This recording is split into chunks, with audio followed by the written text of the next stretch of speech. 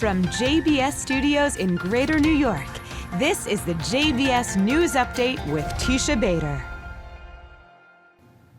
I'm Teisha Bader with the JBS News Update for Thursday, December the 29th, 2022. Israel's 37th government was sworn in at the Knesset in Jerusalem today with 63 votes out of 120. At its helm, Prime Minister Benjamin Netanyahu, now Israel's longest-serving prime minister with a combined 15 years leading the country in two previous runs. Also making history today, newly elected Speaker of the Knesset, Amir Ohana. Appointed by Netanyahu, Ohana is the first openly gay member of Knesset to hold the position. Ohana, who thanked his partner Alon Haddad, who was at the Knesset with the two's children, said the new government would not do anything to harm LGBTQ rights. The new ministers of the government were sworn in one by one today. There are 31 ministers, 5 of them women. They include a number of familiar faces like former mayor of Jerusalem, Nir Barkat, who will serve as Israel's Minister of Economy and Industry, and Ron Dermer, who served as Israel's ambassador to the U.S. under Netanyahu. He will now be Israel's Minister for Strategic Affairs. The government is said to be Netanyahu's most hard line to date and includes controversial lawmakers from the far right, Bezalel Smotrich, who will serve as finance minister and minister within the defense ministry, and Itamar Ben-Gvir, who will serve as national security minister. Several Jewish organizations here in the U.S. responded to Netanyahu and the new government being sworn in, congratulating the Prime Minister. Jewish Federations of North America said in part, "We have had a long and fruitful relationship with the incoming Prime Minister, and we look forward to continuing to work with him.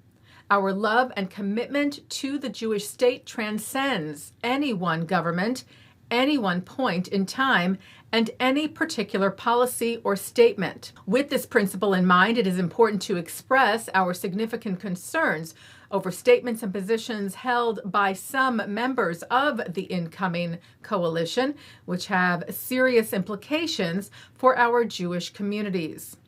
The leaders of the Conference of Presidents of Major American Jewish Organizations, Diane Laub and William Daroff, called Netanyahu a longtime friend, saying in part, "We look forward to working with Prime Minister Netanyahu to deepen the unbreakable bond between America and Israel, to counter the growing threat posed by Iran and its terrorist proxies, to advance the Abraham Accords and other normalization agreements, and to combat the scourge of global anti-Semitism," saying we will work closely with the new Israeli government, the Biden administration, and the bipartisan congressional leadership to advance our common strategic interests and to protect our shared values. U.S. Ambassador to Israel Tom Nides congratulated Netanyahu, tweeting simply, "Here's to the rock-solid U.S.-Israel relationship and unbreakable ties."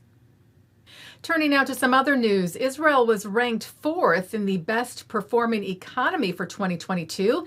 The Economist ranking was cited by Israel's Business Daily Globes, writing that in the Middle East, Israel enjoyed success over the past year despite the political chaos. Ranked out of the 34 OECD, the Organization for Economic Cooperation and Development countries, Greece was ranked in first place, followed by Portugal and Ireland, Israel tying 4th with Spain. The United States was ranked 20th. With the uptick in anti-Semitism of late, the World Jewish Congress shared video this week showing there was also progress made fighting the phenomenon this past year, including the announcement of the European Union Council plan to combat anti-Semitism, the appointment of Holocaust historian Deborah Lipstadt as the U.S. State Department's special envoy to combat anti-Semitism, the adoption by a number of countries around the world of the IHRA definition of anti-Semitism, the UN General Assembly is passing a resolution this year calling for action against Holocaust denial, And UN Special Rapporteur on Freedom of Religion or Belief, Ahmed Shahid's action plan to combat anti-Semitism. Taking a look now at our programming for tonight on JBS for Thursday, December the 29th at 7 o'clock. It's Talmud Study.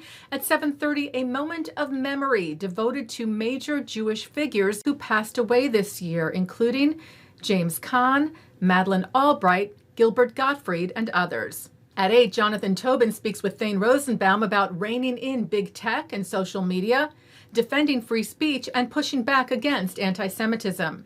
At 9, Mark Golub sits down with Ken Spiro on L'chaim. At 10, it's the Jake Ehrenreich Show with Mike Burstyn. And coming up next, it's the ILTV's Insider. And that's the JBS News Update for Thursday, December the 29th, 2022. I'm Teisha Bader. I'll wish you an early Shabbat Shalom.